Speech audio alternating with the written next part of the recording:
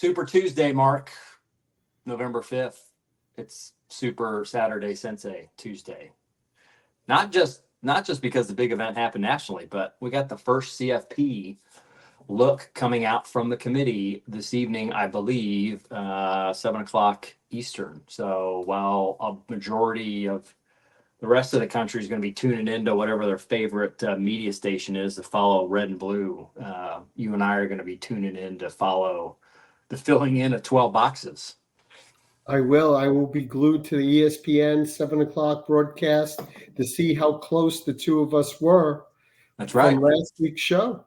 That's right. Yeah, we'll for all of our faithful listeners and watchers, I guess. I was thinking about this. I think it was early this morning, probably in one of my monkey brain moments when I was trying to get back to sleep. But I don't know how well I articulated the brackets for our non-viewers, so only our listeners. So we'll have to, so for those of you that missed it, we did share our CFP predictions. Again, these are Mark and I's predictions for the final bracket in December. So not what you're going to see tonight. Tonight, I think I have this right, but I think, I don't know if tonight is what they think it'll finish as or where I'm pretty sure it's where it stands today.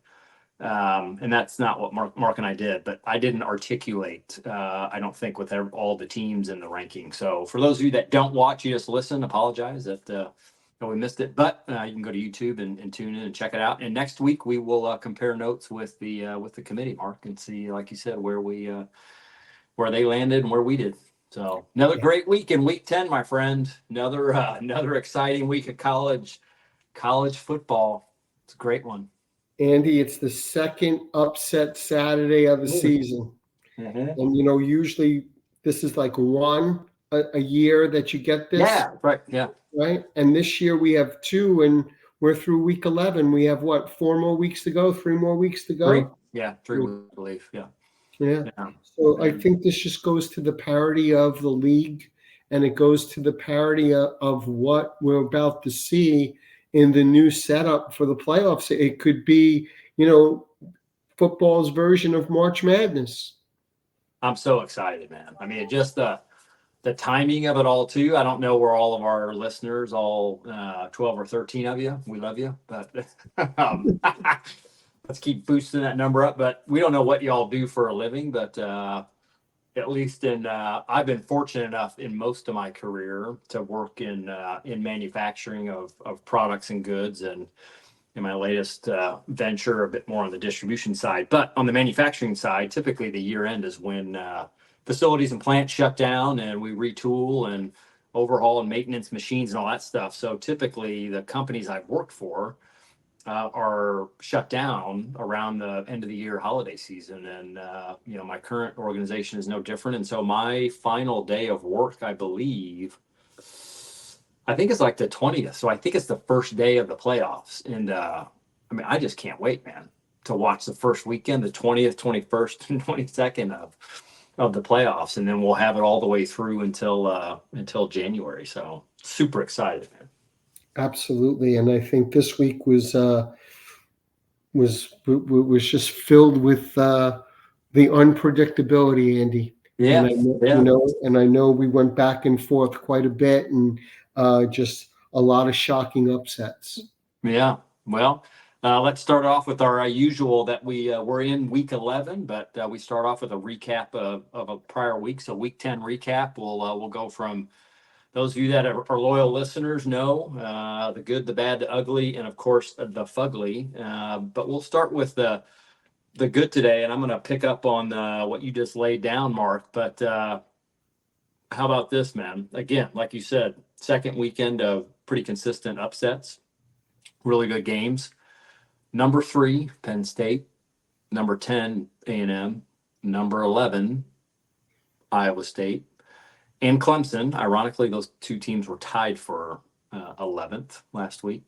Number 17, Kansas State. Number 18, Pitt. Number 24, Illinois. All go down. And all but one of them, Penn State, lost to an undefeated or an unranked team. So if that isn't creating some excitement for you folks, but you've got 6 teams there ranked, and they all of them but one lose to an unranked team. You gotta love it, man. Any given week, anything can happen. But that was my good for the week, and that leaves us with 5 undefeated teams remaining. Can you name those 5 more? I don't even know. I don't even know if I can give you one, Andy. Oh, come on. Army's undefeated. There you go. There you go. That's one. Yep. One in my home state. I know BYU is undefeated. I know right. Indiana. That's 3. That's 3. Now you got one in the upper Northwest and one about as far in the Southeast as you can go. Miami is undefeated. Mm-hmm. And in the upper Northwest, undefeated is Oregon? Yeah. Yep. Wow. Miami, BYU, IU, Oregon, Army are the lone standing undefeated teams left. Who would have predicted that, man? Out of 132 or something like that in the Division One, and this week 11, Army is undefeated. BYU, IU, and BYU. Yeah, I think if you probably somebody has, right, but I'm sure you can place a bet somewhere on which team remains undefeated, right? But I suspect Oregon and Miami, there'd have been people out there that would have picked them, but BYU, IU, and Army, no chance, man. Yeah. Other than your diehards that are gonna, say they're gonna go undefeated every single year because they love them, but yeah, and pretty good representation of conferences too, right? Yeah. Exactly. I mean, it's all over the map from the country perspective, but from a conference perspective, you got some big guys, you got some mid majors, and obviously, Army coming in, but BYU has got to be a big surprise as well in the Big 12. Yeah. So that's my good. What'd you have, Mark? For I had a lot of good this week. Even though there was a lot of upsets, there was a lot of good this week, and I think. If you caught the Syracuse Virginia Tech game, it went into overtime. Yeah. And it was a great game. It was at Plattsburgh. Yeah. Good bounce back game for the Cuse, huh? After that drubbing from your Panthers last weekend, right? Yeah. They bounced back, and your guy Kyle McCord had a great game. And it was 38-31. It was tight. It was a back and forth. And it was an interesting watch, and I really liked it. I tell you what, an interesting watch, and I was texting you. I couldn't believe. I felt like I was watching a pro game with a back and forth. Was Miami at Duke? Yeah. And the Dukies were they were giving them a run for their money. Malik Murphy from Texas. That's right. Yep. He was a backup last year. Yeah, and he's the starting quarterback for Duke. Duke's defense looked good in the first half, but we talked about this early on, Andy, the firepower of Miami is so extraordinary. Their defense not playing well. They let up a lot of points, but they can outscore you. Yeah, they're I still believe they are averaging the most points per game. I think it seems every week it's fluctuating, but between them and, ironically enough, IU, who slapped up 41 again against Michigan State this week. But I think they're both around 47.7, 0.9, but 48-ish points a game through 10 weeks. So, yeah, Miami can put the points on the board. The question is, can they stop anybody, right? And their defense is really suspect. So we'll have to see how that plays out. When they play a good team, Andy, in the first round, are they going to get bounced? Yeah, and you got to wonder too if pressure on or stifling him, if that really limits his options and his weapons, and if their offense isn't firing, then their defense seems to be able to be scored on at will, and does that turn the tables for somebody looking to take down Miami? So we'll see. Yeah. I mean, University of Texas San Antonio played Memphis. Memphis pulled out last week. Remember, I called you. I couldn't believe they won with 30 seconds left. Yeah. Well, this week they weren't so lucky, Andy. They lost 44-36 in another shootout. Yeah. and I had never seen University of Texas San Antonio, and they were scoring the ball at will, wide open, run and shoot, and it was an interesting game. And I love that conference. Conference, a cool conference. Yeah, we talked about UTSA. That was the game we talked about. I think I had them as the offensive performance of the week last week. But Tulsa, the game where Tulsa was down 35-7, and they marched back in the second half. Tulsa was not as lucky this week as they got pounded by a 1-6, I believe, UAB team by I think 25 or 30. So that was a real shocker to me. I thought Tulsa had some weapons and they were going to go in, but they suffered a similar fate as the Tigers did. So they did, and I know I was texting you because I was glued to the Ohio State Penn State game, and the amount of big plays, Andy, goal line stances, fumbles on the end zone, and forced turnovers, whether it would be touchbacks on the pylon from Penn State side and OSU going in and getting stripped at the goal line. OSU 20, Penn State 13. Just a great game. Both coaches can't win the big one. 1-7, 1-9. Someone was going to win a big game on Saturday, and it turned out to be Mr. Day. Yeah. Yep. Yes, it did. It did. Right. Well, I had, do you have any more good to highlight? The other good, and you touched upon it, was that Texas Tech Iowa State game, man. 23-22. Called that last week, man. So that was a dangerous game, and proved out to be our boy Shotgun Steve was a little depressed. I was texting. Have you heard from him? What's that? Have you heard from him? Yeah, I texted him in the morning. They had a bye week last week, so I didn't get his patented video of how he's starting his days nowadays. So I'm not sure what his employer is doing, but or if he's just doing that to get through maybe a kid's first year of coach pitch baseball or something. I don't know, but I texted him and I said, "You got a dangerous game today." And I think his text back to me says, Texas Tech can't stop anybody on defense." So, and I texted him late and I said, "Ooh, this is getting a little tight," and it went right down the wire. I thought when Iowa State scored that late touchdown, if that was it, but boy, they lost a close one, but bound to happen, I think, for most teams. So anyhow, the bad, I'll kick this one off, and you talked about it and just some big plays and a very big game, but Penn State's lost to Ohio State, man. Just another big stage that Penn State manages to trip on and fall down. Franklin is he's 1-13 versus top 5 teams, and he's 1-9 against Ohio State. Last win being 8 years ago by 3 points on field goal, I believe. So, yeah, just that loss overall, I thought was pretty disappointing because I thought with Aller playing, the backup QB looked good against Wisconsin, but at home. Now, everybody's going to argue and debate this. And again, I haven't read an explanation on this, but why that game was not played at night in Happy Valley between those two teams, ranked 3rd and 4th, is just beyond me. But had that been played at night, who knows? Same outcome, not sure, but definitely a different energy than playing a noon kickoff, man.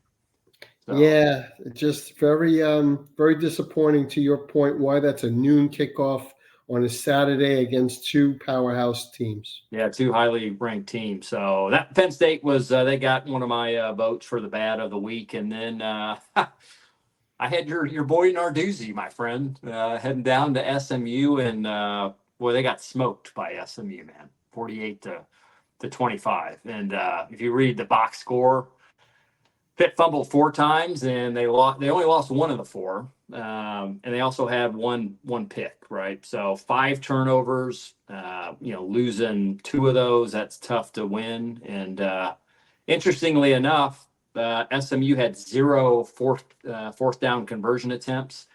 Pitt was 2 for 4. So you just kind of look at the box score and you look at those stats, and the final scoreboard probably doesn't surprise you. But that was I had picked SMU. I thought they were a good team. They were going to win at home. I did not think they were going to win by 23. Yeah, SMU is playing good, and what are they, 7-1, Andy? Mm-hmm. Mm-hmm. We're now 8-1, Yeah. and their payroll is swelling from those oil barons that are propping up the team. It is true. It is true. There is a ton of money and wealth pouring into that school and that program. So, but hey, that's the era we're in, I guess. Fortunate, Yeah, unfortunate. absolutely. I had a bunch of bad, Andy. Yeah. Okay. Again, two teams that constantly showing up in the three buckets: the bad, the ugly, and the fugly. And I told you I don't even want them on the show anymore. But how does Mac Brown still have a job? He beats Florida State, which I can't believe they haven't fired their coach, and they're 1-8. Yeah. It's crazy. 35-11. It was unbearable to watch these two teams. Yeah. And, They so well, speaking of that game, just a quick stat. I've got stuff that comes across the Saturday Sensei feed on Instagram and X, and I think it was on Instagram, but it shows on Saturday. I can't remember who puts it out, but they show current like ticket prices, cheapest ticket into the matchup, and they'll show all the major matchups. I think they might have shown Penn State, Ohio State, which was obviously hundreds of dollars, although it was not as expensive as I thought. And now this, I think, was the cheapest in. I think it was over $300, so that's expensive. But the cheapest ticket, take a guess on what the cheapest ticket to the Florida State North Carolina game was. $182. Cheapest, man. And this was at Florida State, wasn't it? It was in Tallahassee. It was in Tallahassee. Cheaper than $182. I'm going to say it was $32.50. $6. Are you kidding me? No, you go to a Florida $6 to State watch game for two $6. Division I teams. That goes to show you how far these people have fallen, Andy. It's brutal, just brutal. $6, dude, to go to what is it, Doak Field? Isn't that what they Doak Campbell Field? Doak Campbell Field. That's right. My gosh, He's got to go, Andy, and he's got to go now so that they can go and find a new coach and they can get Neon Dion down into Florida State. Big call. And we'll talk about Neon Dion later because the Big 12 is wide open, and Colorado, if they run the table, they might be able to get out. But we'll talk about that later. Another bad was Kansas State, who I've been championing them the whole year with Avery Johnson. They lay an egg against Houston, 24-19. Yeah. Well, that's what that was my text back to Steve. Steve was Shotgun Steve was lamenting the loss on Saturday night. And it was that the games were finishing about the same time. And I think Fox, at least here in the Midwest in Indiana, had on that Kansas State game. And I said, when they were behind, I said, you got to hope that Houston holds on against Kansas State, right? And sure enough, they did. And I said, your loss to Texas Tech now is meaningless. Doesn't matter. Kansas State's got 2. You've got 1. You win out. You still got a shot. Still, you don't want to lose, but still, that victory was huge for Iowa State beating Kansas State. But yeah, I was a bit shocked at that one too. And then the last one, and I should have been brave enough last week to take this upset, and I wasn't because I've been listening to you too long, touting my boy Dabo. They were piss poor, my friend. 33-21. I told you they're not who you think they are. I called them to be pretenders in week 2. Yeah, well, hey, you got to stick to your guns, man. Stick to your guns. I was surprised with that one too because it was at Clemson. It was at the other Death Valley, as you would say. I was surprised. I'm pretty sure that was Louisville's first win over Clemson. Really? Yeah, I don't know if that's in recent history, but I thought I saw that it's one of the first win for Louisville over Clemson, maybe since they both joined the ACC. So anyhow, tough one. Moving on to the ugly. We're getting later into the evening. Lights, it's dark. It is here. It's very dark here in New York, and it's depressing, as you know. Yeah. So the ugly. What would you have here? Well, it was depressing last week in West Point too, but they wound up winning 20-3 in the Commanders Trophy game. Yeah. But it was ugly, Andy. The Air Force couldn't score. Army was a shell of themselves. Now remember, backup quarterback for Army, right? Yeah. So that was a game that I thought was ugly and not entertaining and not really watchable. Yeah. I had tuned in to see Vandy because their quarterback, and you had talked a lot about him. Diego Pazzi got a swagger. He does, and the spirit in which he plays. Yeah. And he's just an athlete and a football player and a leader. Yeah. And the game was really unwatchable as well. I mean, Auburn was horrible. Yeah. And it was a 17-7 game, but Vandy, we'll talk about it later when we talk about the SEC. They've really been a surprise team, a well-coached team, and they're a disciplined team. So that was ugly for me. And then the real ugly game for me was the Iowa game. And what was it, Whiskey? Yeah. Right? 42-10. Yeah. Whiskey had been playing much better of late, but they couldn't do anything. They looked horrible, and Iowa just was all over them. What about you? What was ugly to you? I'm going to start in a similar spot where you started, and that's with the Service Academy. But Navy's loss on the road to Rice, 2-6 Rice, nonetheless. So Navy comes off getting drubbed by Notre Dame, albeit 5 turnovers, and they lost all 5 of those turnovers, unfortunately. But they lost to 2-6 Rice team on the road. Now, I'm not sure this factored in. Probably did to a degree, but these gentlemen go to one of the finest institutions in the country and happen to play football, but they're obviously going there for a much higher purpose. The game was supposed to kick off at 4. I don't believe it really started in earnest until 9 p.m. because of weather delays. Yeah, big weather delays. Yeah, there were a ton of weather delays down south and in the southwest. So it didn't kick off late. That probably affected, momentum and getting things going. But Navy only had a total of 260 yards of offense, 120 in the air and 140 on the ground, and 1 touchdown. Horvath had 2 picks. So that was really unfortunate and disappointing to see. Now, like we talked pre-game or pre-show, pre-recording, we'll talk a little bit later, but there's still a chance that the AAC championship could feature Army and Navy, and then the following week is the traditional Army-Navy game. A lot more difficult now from Navy. They've got to win out.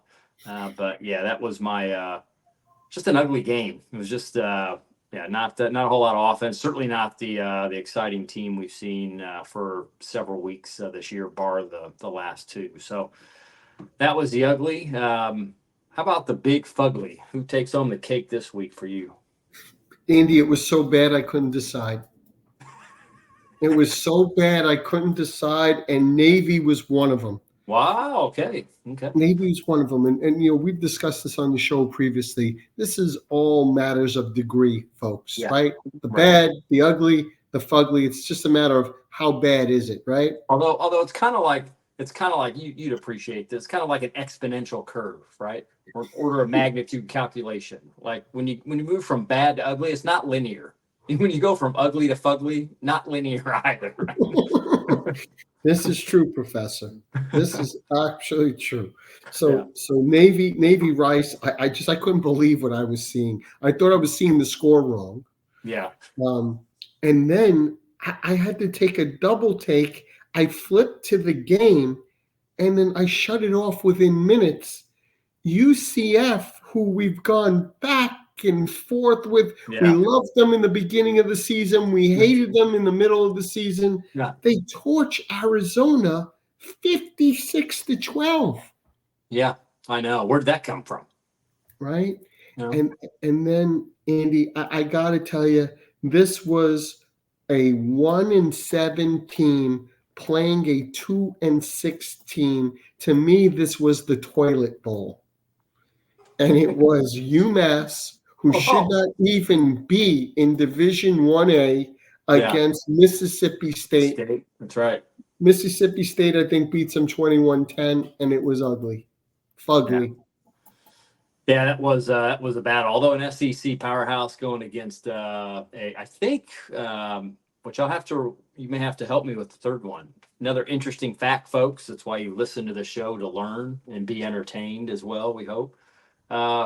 Three FBS independent schools: Notre Dame, UMass, and who's the third one? I don't know. I was going to say UMass was in the Patriot League. No, I am pretty confident. We will check our sources here. I'm sure we've got some listeners screaming at us right now, but so there's 3 independents. Obviously, everyone knows Notre Dame.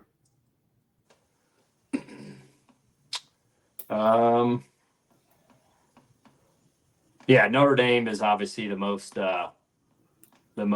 notable team, but I'm pretty positive that when I was I don't know what I was coming across, but I was looking at some. It kind of had all the conferences overall. Yeah, Notre Dame. Yep. Massachusetts. Okay. And the third one. Give you a hint.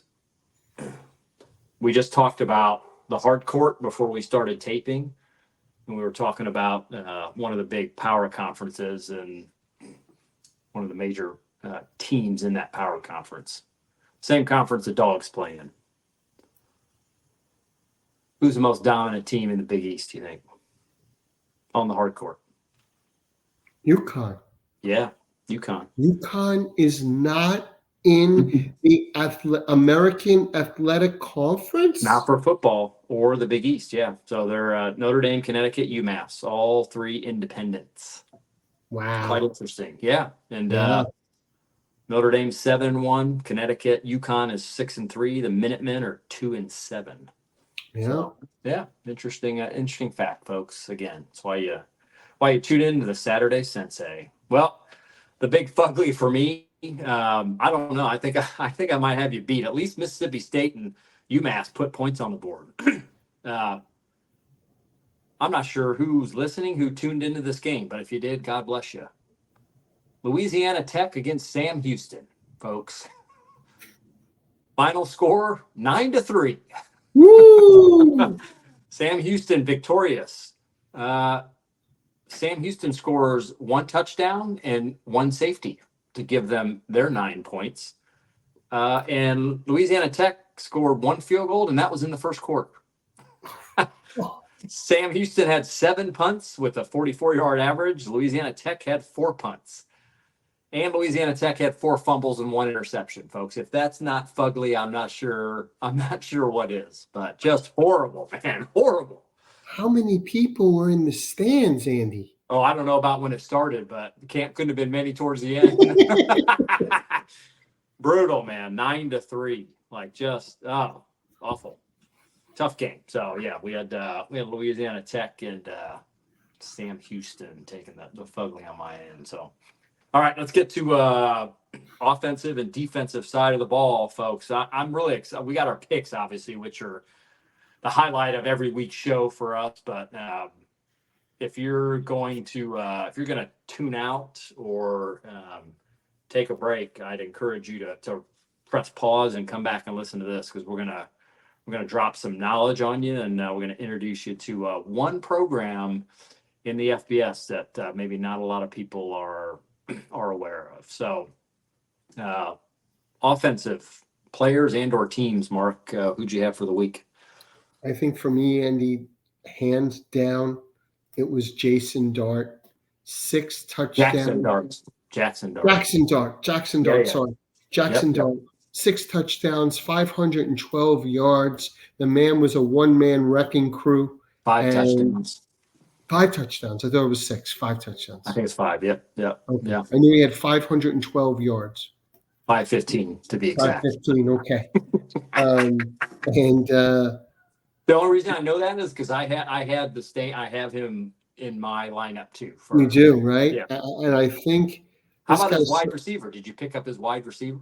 I did. I didn't pick him up, but I did see that the 5 touchdowns were to the same guy. Yeah. How about this, man? You throw this stat out, or you put this on the headline on any college football feed or website. Jordan Watkins, 9 targets, 8 receptions, 254 yards for 5 tutties. Like just put up 8 for 9, 254, and 5 touchdowns. People think you're talking about a quarterback. Yeah. Now there was a wide receiver. Yeah, that was amazing. So that was my pick. Wow. Okay. Well, I had Jaxson Dart and Watkins as kind of the top of my list. However, I had an inkling that you might throw them in your mix, so I had to do a bit more homework. And here we go, folks. Strap on, buckle in, man. This is a doozy for you. University of West Georgia taking on Lincoln, which I believe Lincoln is out of California. The Wolves from University of West Virginia. They are an FBS team. Final score on this one, Mark. University of West Georgia, 88. Lincoln, 12. Wow. Yeah, let's get a little rundown, folks. Let's have a look at the box score and how this played out. First quarter, University of West Georgia, 23 points. Second quarter, let's one up ourselves, 28. Third quarter, 23. And fourth quarter, we've got the water boy, the team manager in. We're just going to score 14. Now, surprisingly, Lincoln led this game 6-0, and then 6-2 when West Georgia ran back a blocked extra point for a 2-point conversion. And but this was the first crack in the dam. West Georgia goes on to score 42 unanswered after that 2-point conversion on the field goal block. Scoop and score. It's now 44-12. Right. So what happens next? Not enough for the Wolves. They decide to turn it up, and so they go on to score another 44 unanswered to make it 88-12. Right. So the Wolves making their mark known. Some more, a few more knowledge drops so y'all can get to know the Wolves a bit more. UWG, they're part of the Atlantic Sun for all sports other than football, where they play in the United Athletic Conference, the UAC. Never heard of it. Guess what their record is in conference? 1-8. 0-6. 0-6. 0-6 team drops 88 on you. Wow. And I think Lincoln has only played, I believe they've only played 3 games. So this Lincoln could be a JUCO. I didn't do my homework on that, but rough going. Finally, trivia question. So the UAC, who leads that conference right now? I didn't even know what conference that was, Andy. So I cannot tell you who the leader is. Does this ring a bell? Abilene Christian. You remember that name? Sure. You remember that name from week 1? I do. I do remember you bringing that up week 1. Took Texas Tech to overtime, lost 52-51. Wow. Yeah. So UWG, the Wolves, drop 88, part of the powerhouse UAC. But yeah, I saw that. I don't know where I picked that up, but I saw that score, and I've got to bring that one into the mix, man. You gotta give the nod to the Wolves from West Georgia. I'll tell you, Andy, that's something. I mean, it was the week of dynamic duos. Yeah. If you look on your trusty stat sheet and pull up the Los Lobos of New Mexico. Yeah. You will see that the running back ran for 200 yards and 2 touchdowns, and I believe the quarterback threw for 200 yards and 2 touchdowns. Wow, really interesting. You know, Very interesting. So and to your point, the Ole Miss duo was just outrageous this week, and just an exciting time, you know. Yeah, I also had a third one in here. I had UAB. I talked about that game earlier on. UAB pounded on Tulsa. Yeah. Jalen Kitna, you remember the name Kitna? Sure, John Kitna's son. Yep, QB for UAB. 25 of 32, 404 yards, 6 touchdowns in the Dragons' big win, 59-21 over the Golden Wave. 29 yards of total offense. Fast fact: how many plays did UAB run in the game? How many points? How many plays did they run? UAB. How many points did they score, my friend? 59. 59. They ran 32 plays. They ran 60. How many plays do you think Tulsa ran in the game? They scored 21. 42. 90. 50. 90 plays? 50% more plays run and less than half the points scored. So clearly UAB was the much more efficient and potent offense this week. 90 plays, Yeah, Andy. yeah, That's a hell of a lot of plays. Yeah, it was quite a game, action packed, you know. So 80 points on the day. So big game. How about the defensive side of the ball? What do you got on that end? I mean, to me, I was watching that Penn State Ohio State game. That Ohio State defense, the front four was all over the place. They flushed out Allard all the way through, and they had a goal line stance. Penn State had the ball first and goal at the 1, turned them away 4 times. Yeah. This team, Andy, they're back in the top 3 again in the rankings this week. Overall, I think they're going to be a force in the playoff. I don't know if they'll win. Last week I had, Oregon winning the national championship, but I definitely think Ohio State's going to win a few games in that playoff and make a push. Yeah, they tend to show up and show out.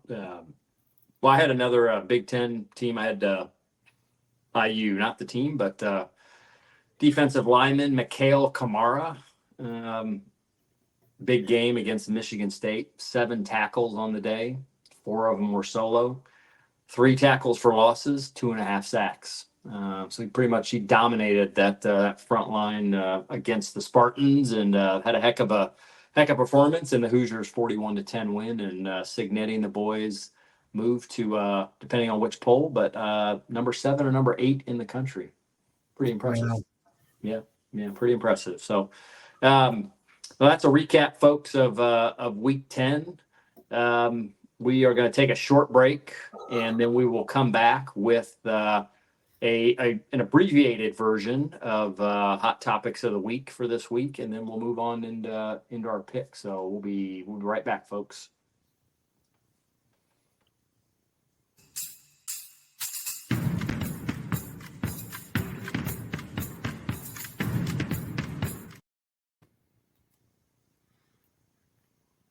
Okay, we're back at it, Mark. So we got done recapping week 10, bit of an abbreviated hot topic for the week. But I think the first topic up you had was started out was going to be really a focus on the ACC, right? I think we had some assumptions about, and you go back and check our picks. We had Clemson winning, you had Pitt winning. So we thought there was going to be a pretty, could be a 3 or 4-way tie, though I guess SMU was there and they were playing Pitt. So it could have been a 3-way tie for undefeated teams, but 2 of those teams lost. But still, nonetheless, we've got still have some potential chaos with 1-loss teams in multiple conferences. I mean, ACC, Andy, Miami's still undefeated. Mm-hmm. You have Pitt's got 1 loss. Clemson is Clemson. I mean, they're a dangerous team. 2 losses, right? 2 losses. SMU's got 1 loss. Yeah. Right. So theoretically, you got 3 weeks left, and then you got the conference championship. There's going to be a tie break probably down the road, or Miami gets upset, right? Yep. Yeah, there's that's certainly possible. Is Miami still got they still have a few they've got some hoops they still have to jump through. Um, Overall, I think they still have got, I believe this week is Georgia Tech, which will be on our big board later on in the show here. We'll pick that game. But they got Georgia Tech. They have who else do they have left in the season here? But I know Georgia Tech's a big one. They've got Clemson, or I don't think they play Clemson in the regular season. So I think it is primarily Georgia Tech here. But What about Pitt? Are they playing Pitt? I don't believe those teams are. I don't think they play. Or SMU? Nope. No. No. Wow. Gotta check. Gotta go to our stat guy here, our analyst, our chief analyst. I'm trying to pull up the the info here. Let's see. Where's Miami? Miami's got an easy schedule the rest of the way. Andy. Georgia Tech, they got Georgia Tech this week, and then they have got to play. What do we got here? Yeah, so they still have some tough games, man. They've got, they got Wake Forest, and then they got Syracuse at Syracuse. So Syracuse is. I'm sure Miami will be favored in that game, but on the road, that that could be an upset. But on the road against GT this week, and then play Wake Forest at home, and then they got Syracuse on the road. So should win out, but you could see them tripping up. I thought this game against Duke would have been it. I thought that game, the way it was playing out in the first half, that it may be over. But so we'll see what happens. But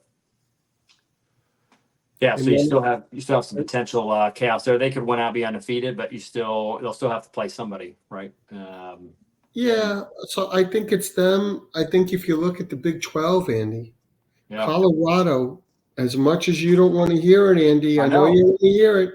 4-1. They have a shot if they win out. And BYU lose. Do they? Yeah. They must play BYU.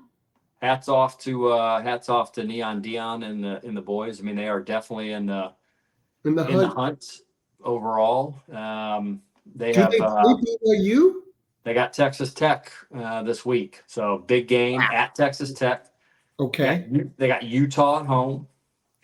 They got Kansas on the road, and they've got Oklahoma State at home. So Texas Tech, coming off a big win against Iowa State, they keep the momentum going at home. We'll see; it's possible. So. And Utah. Very disappointing year, Andy. Utah. Very disappointing year. The quarterback is. They're 1-4. 1-4 in the conference. Yep. So, yeah, but the Big 12. You've got BYU sitting atop at 5-0, 8-0 overall. You got Iowa State now, like I said, 4-1 and 7-1, and then Colorado's 4-2 in conference, 6-2 overall, and then you got K-State and Texas Tech, Sensei, Arizona State, all 2-loss teams. So BYU, Iowa State, Colorado, and Kansas State still, probably in that mix somewhat. But a lot of teams control their destiny. And then of course, we got the SEC. SEC's got 5 1-loss teams in conference and a number of 2-loss teams behind it. So you got 8 teams right now that either have 1 or 2 losses, and a lot of conference play still left to go. Yeah, that's always a log jam up at the top. I think there's going to be a shakeout this week, and then ultimately, probably only 3 teams out of the 12 will, which is a quarter of the playoffs, were going to come from the SEC, right? Yeah. Well, that A&M's. Their loss to South Carolina this past weekend, that hurt, that stung. They could have stayed atop of the SEC, and they would have had. They just have New Mexico State and Auburn left, and then of course the big showdown at Kyle Field against Texas, last game of the year. But nonetheless, they could have been going to that last game of the year with kind of win and you're in type of mentality, but. Not so fast, my friend. That didn't happen. So so you got a couple conferences: Big 12, SEC, ACC, Big 10. I think to a degree, but a little more clear cut there. Although you got Michigan going to IU this weekend. Dangerous game, I think, for the Hoosiers. I think a lot of hype, a lot of excitement. I think they'll underestimate the Wolverines, and then you got the Hoosiers go on the road to play Ohio State. So still a lot to play out in the Big 10, I think. So. Yep, that should be exciting. And a few teams in the Big Ten will make the playoff, right? Hopefully, Penn State has not played themselves out. Yep. And if they win out, Ohio State wins out, you'll have those two plus Indiana, and they'll be represented well. Yeah. All right. And then just before we head into our picks, I guess, I don't know if you saw this, Mark, a quick shout out, which not sure if this reaches the big stage of college game day, but shout out to Ben Herbstreit, Kirk's loving golden retriever. He was diagnosed with leukemia, I think, a rare form of it, and undergoing chemo, and it sounds like things are pretty touch and go for the next 24 to 48 hours. So I know that's a big as Herbie said, I think it's his best friend, and has been with him through the last two seasons and has made quite an impact on the college football scene. But both you and I are loving dog owners and know how that goes. And you had to go through that last year, but certainly a shout out to Kirk and Ben and the whole I think the whole college football family that's pulling for Ben to fight through this. So. Yeah, I did see that last week, Andy, and that tugs at my heartstrings, as you know. On a lighter note, I did see the coach back at the table at game day, and he looked okay, he was his joyous self with not so fast. Yeah. And then ultimately he put on the Brutus head. Yeah. He loves him. First love. Exactly. So it was good to see. Yeah, it's good. It's good. All right, folks, we're going to take a short break. We'll be back for the picks in week 11, and we'll recap performance of week 10. So give us a few.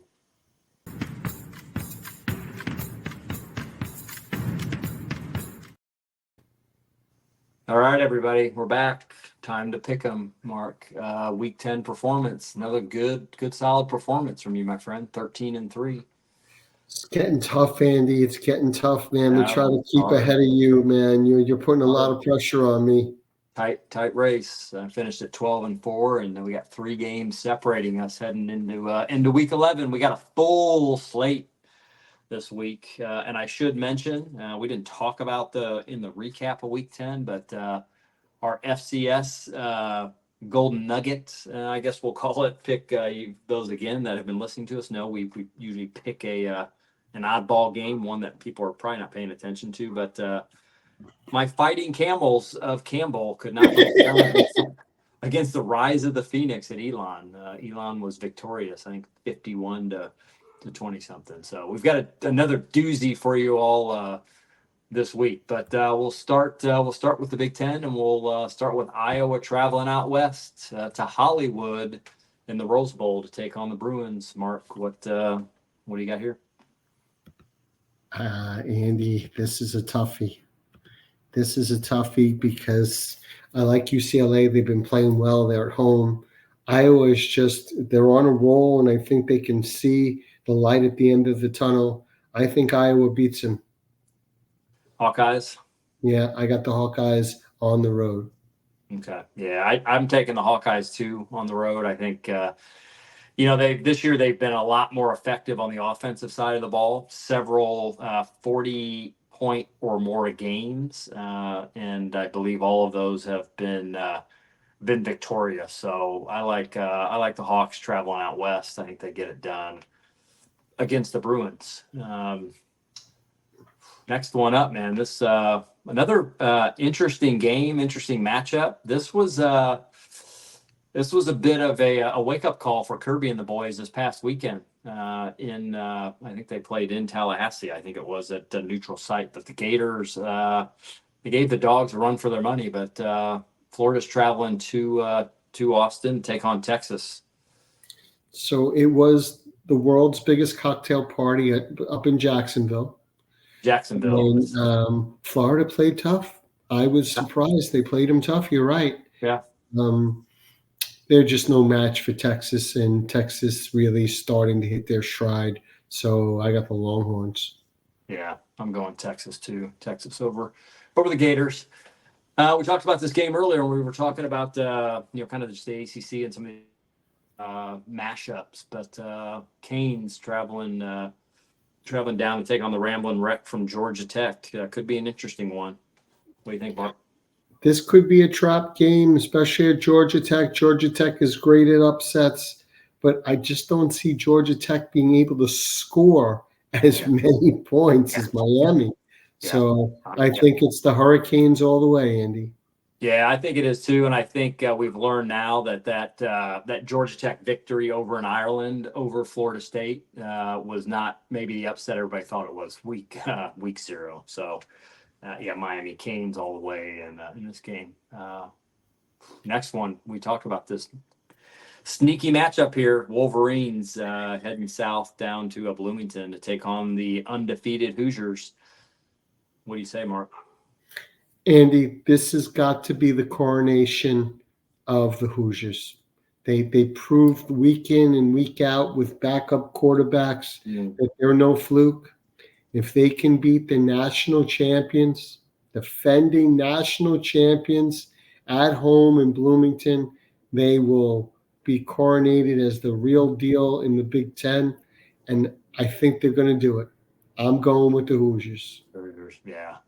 Yep, I got to root for the Hoosiers, man. I just think I think they've proven themselves, although, again, one could argue haven't yet played top teams in the Big Ten, but I do think this is going to be a close game. I think Michigan will give them a run for their money. If IU was going to step on a proverbial rake, I think this could be the game that they lose and then potentially follow it up with a loss at Ohio State in the horseshoe. But I'm gonna pull for the Hoosiers here in a very close game. Hoosiers win this one. Next one, Huskies traveling far east. To play the Nittany Lions, who are going to be licking their wounds after getting dealt that L by the Buckeyes. But what do you think here, Mark? Penn State bounce back? Yeah, they do, and they bounce back in a big way. So I like them. Yeah, Penn State, I think, wins. Washington, not a bad team, not a great team, but not good enough to beat Penn State. So speaking of licking their wounds, my friend, Cavaliers heading north and I guess a bit west to take on the Panthers from Pitt. I think my Pitt team bounces back, Andy. Yep, I'm going to go Pittsburgh as well too. This could be sneaky. Could be a sneaky game. Virginia has given some folks a run for their money, but I think Pitt dials it back in, understand what's at stake. They still have a shot to win the conference, be the champ, and I don't think they lose sight of that. So. Next one, this is a pretty interesting matchup here, but West Virginia traveling to Sensei. Sensei, a team that has they started off a bit slow, but they have since picked up a bit of momentum here. But what do you think in this matchup here? This is a tough one, Andy. I'm not sure. It is a bit of a toss-up, right? It is because West Virginia's got Anthony Beck as their quarterback, I believe. Nah, he's at Iowa State. Where's Iowa State? Yeah, they do have a good quarterback, and I remember talking to Shotgun Steve about it. Cincy has been 5-3. West Virginia's 4-4. So yeah, since he's been playing well, they have a fast offense. I'm going to go with the Bearcats. Yeah, that's who I'm going with too. I've got them down on my sheet here. I think they're going to win at home. Could be a good game, but well, Bearcats. Next one, Clemson heading into Blacksburg to take on Virginia Tech. What do you think here, Andy? This is the knockout punch, Andy. This is the knockout punch I've been waiting for. I'm calling an upset. The Hokies at home in Plattsburgh, and they get it done. Okay, you're going Virginia Tech. I am. I'm sticking with Dabo. I think Clemson's going to. I think they're going to they'll bounce back from last week, and they're still in it, albeit on the fringe, perhaps. But I'm going Tigers. I think they'll win. I think they're going to win on the road. Next matchup: Oklahoma State taking on TCU. Oklahoma State, another team that's been cold in the big games and not so hot in some of the others, but. Gundy and the boys traveling south down to the Texas Christian. What do you think here, Mark? Andy, the Okie State has disappointed me this whole year. Up and down, up and down. I'm a big Gundy fan, but I got to go with the Horned Frogs. Yep, TCU at home. Yep. I'm going TCU as well. I think they get it done and take down the Cowboys. All right, moving through kind of the second half of the lineup, we got Iowa State taking on Kansas at Arrowhead. I believe Kansas has got some stadium renos going on right now, which is why their home games are being played at Arrowhead. But Cyclones coming off a tough loss to the Red Raiders, taking on the Rock Chalk Jayhawks. What do you think here, Mark? I like Iowa State to bounce back, Andy. Yeah, I'm taking Cyclones. They're still well in the hunt. You know, their season's far from over, and they still certainly can make it into the CFP. And I don't think they let that opportunity slip by. Next one, we alluded to this. A lot at stake here for the Buffaloes, but heading on the road down to Red Raider Nation, Colorado taking on Texas Tech. This is a tough one, Andy. Do we go with our boy?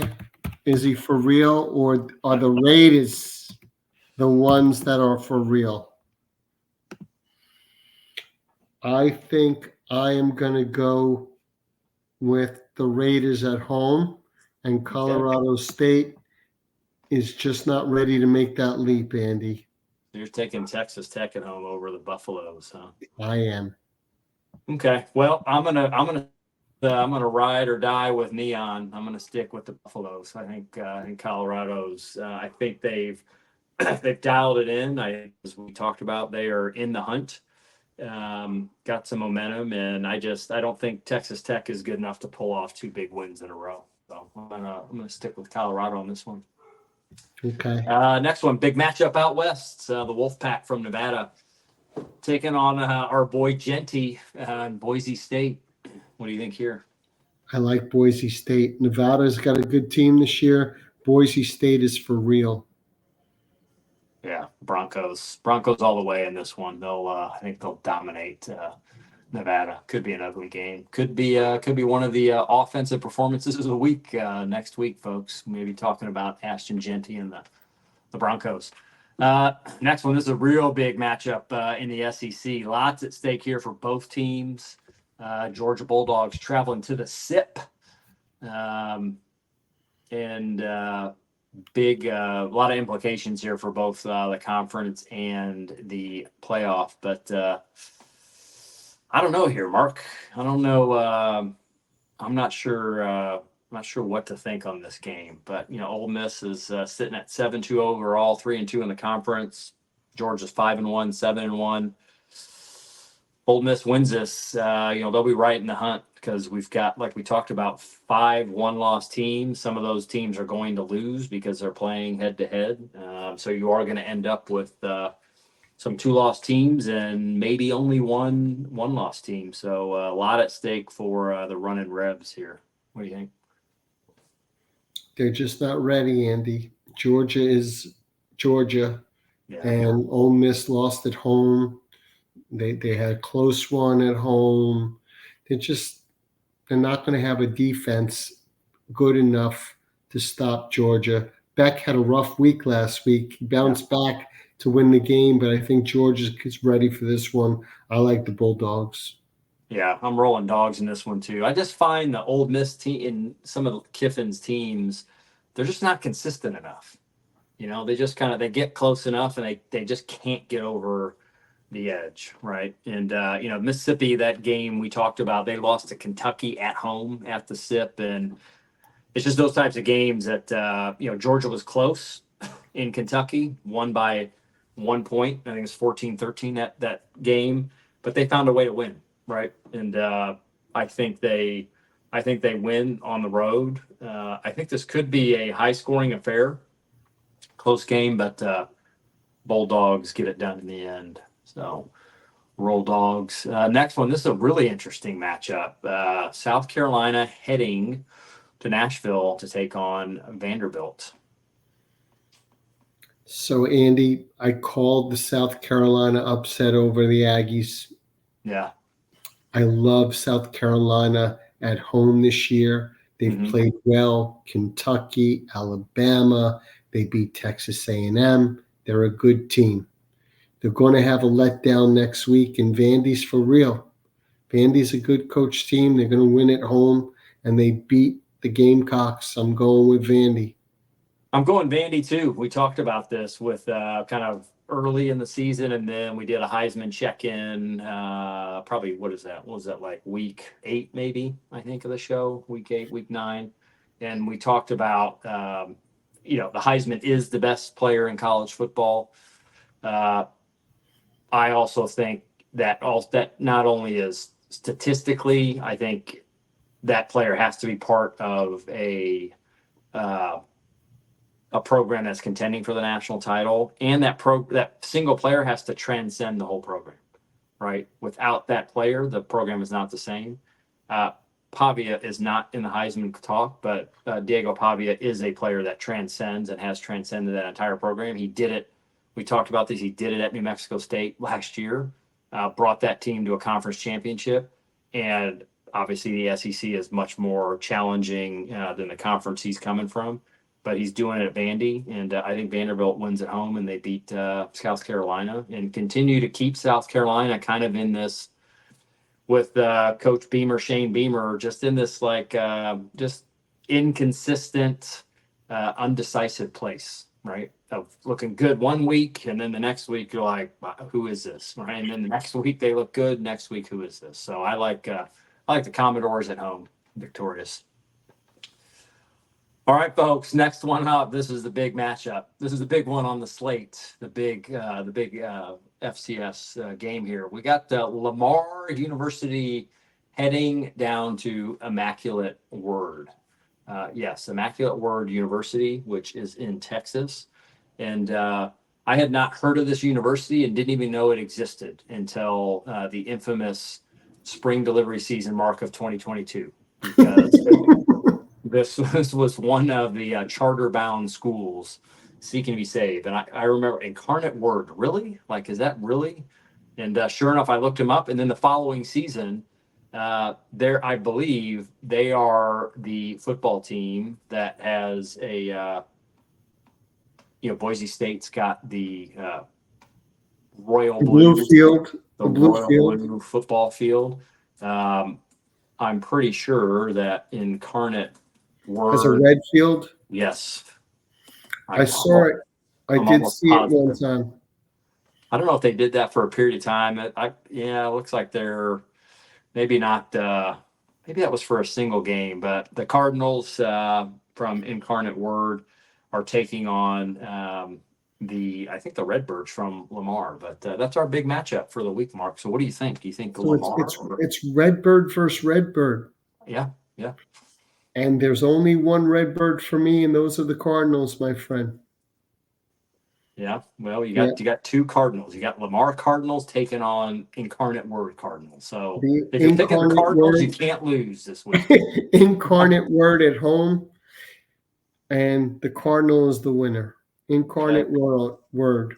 All right, I'm taking Word up as well too. So yeah, Incarnate Word. I don't know if anybody caught the touchdown celly by the wide receiver from Incarnate Word, but it's gone viral, and I think Amon-Ra St. Brown and somebody else mimicked it. I'm not quite sure what it is, what it's supposed to represent, but it is fairly unique. But that put Incarnate Word on the map in week 10 for college football. All right, we're winding down the list. We got 4 more games, folks, to go. This one, I don't know, Mark. You said we're not putting them back on. They're not allowed on the show. You just keep breaking the rules, Andy. You sent me the games. You picked the games. You sent me the games, and here they are. They were on your original list. I put Florida State on our list. You put it on there. Florida State heading to South Bend to take on the Irish. I must have been having a senior moment. I don't know, Andy. Again, the only way I watch this game is if they fire this guy at halftime. It's going to be on. It's going to be on NBC. You can rest assured. So you'll have to NBC, because Notre Dame's got their own TV station. Yeah. Notre Dame is going to kill them, Andy. Notre Dame, boy, could be a season-redeeming victory if the Seminoles pull this one off. I would have told you if they weren't 1-8 and they hadn't lost to some of the teams, if they were sub 500, if they were maybe 3-5, 4-4, I might go with the Seminoles in an upset in a classic matchup, but no chance, man. The Irish are too good, and at home, I think they roll. Man, this game good. I think this game could get ugly. This game could rival the University of West Georgia Wolves over the weekend.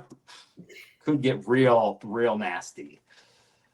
All right, next up, we got the Battle of the Mormons, folks. We got BYU taking on the Utes, heading to Utah. BYU, Utah. Mark, what do you think? Andy, Utah has been one of the most disappointing teams, along with Okie State. And usually this is a great game. Yeah. BYU, they're having a season of their life. I think just like Indiana, it continues for them. And they're going to take this thing down to the championship. And if they win it, they win it. If they don't, they don't, from a Big 12 perspective. But I like the Cougars. Yeah, I'm going BYU as well, too. I think too much for Utah. Next up, App State taking on Coastal Carolina. Interesting matchup here. Mark, what had you pick this game? 2 Carolina powerhouses that I love this conference, and I thought it would give our viewers something to chew on. This is a close one. They're both, close. I looked at the stats. I pulled in Andy and tried to do my homework for the professor, and it's really close. Pretty even. Yep. So I'm going to go with Coastal Carolina at home. Okay. Well, interestingly enough, just on the line again for those that partake in your extracurricular activities and placing wagers on games. The game right now, both teams are 4-4. It's a pick 'em, even. So even the experts aren't calling a favorite here. I'm going to go App State on the road. I think I'm going to go App State. I think they managed to win here. So, all right, folks. Last game, T-shirt game of the week. Mark picked it last week. He went against his favorite Nittany Lions and picked the Buckeyes. This week we got a really big matchup in the SEC. We've got Bama heading to Baton Rouge and the Death Valley to take on the Tigers from LSU. Again, we touched on this earlier. We've got LSU sitting at 3-1 in the conference, and Bama's at 3-2. This effectively is probably a knockout game for both teams, because this would put LSU with 3 losses overall, losing to USC in the opener, and then losing 2 other conference games. You got Bama that's 3-2 and 6-2, and 3 losses is not cutting it this year with what we're seeing. So this is in effect a knockout game. I think a lot more difficult to pick than we would have thought. At the beginning of the season or in the early weeks. Boy, this is a tough one, my friend. But I'm going. Let's just check real quick the slate for. Is this a night game? Got to be a night game. Night game in Death Valley. on a Saturday night. Gotta be, man. It's gotta be. We thought it was a whiteout in the middle of the night last week. Yeah, it's gotta be a night game. Bama LSU.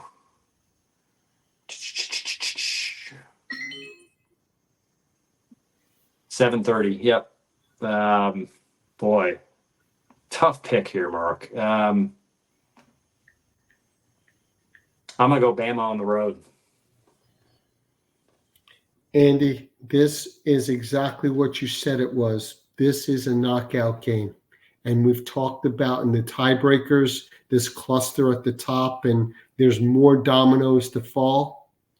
And as much as LSU is unbeaten or is probably one of the toughest teams at night at home in Death Valley, roll Tide, baby. It's going Roll Bama. Tide. I thought for sure you were going to go Tigers, man. But we've had the Tigers in the T-shirt pick of the week, and you've picked them. I think it might have been week 1 when they faced off against SC. That's right, my friend. Right. They disappointed me. Yeah. Okay. Well, there you have it, folks. We have a big slate this week of games overall. I think 19 in total. Maybe our biggest week yet. Some interesting games, some interesting matchups. But there you have it. That's week 11 show. We are getting near the end and getting into playoff time. But hopefully we've got some more. We've got some results like we had this week. I'm sure there'll be some excitement. I suspect there'll be a few upsets. Probably not as many as last week, but nonetheless, folks, we appreciate you tuning in, listening, sharing your comments, thoughts, ideas for shows. We still have some exciting things to come up. We are trying to line up an exciting expert guest for an upcoming week and heading into the playoffs, and we will compare our playoff picture to what the committee comes out with here in about just over an hour's time, I believe. So thanks for hanging in with us. Thanks for tuning in. Another episode of Saturday Sensei in the books. See you next week.